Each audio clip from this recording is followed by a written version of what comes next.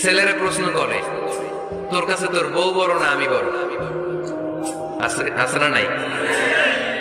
এটা একটা প্রশ্ন হইল। তোর বউ বড় না আমি বড়? দুইজনেই বড়।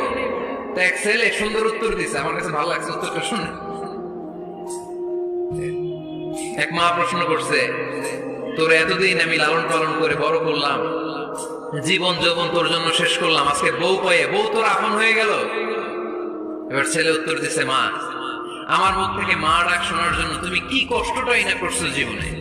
10 মাস আমার পেটে ধারণ করলা, খাইতে পারো নাই, বমি করছো, খালি ওষুধ খাইছো, তোমার পেট কেটে আমার বের করা হয়েছে, 2 বছর আমার দুধ খাওয়াইছো, পেশাব পায়খানা পরিষ্কার করে।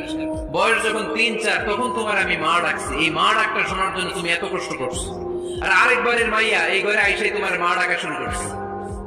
যেই মেয়েটা তোমার মা ডাকে সে আমার আপন হবে না কেন মা?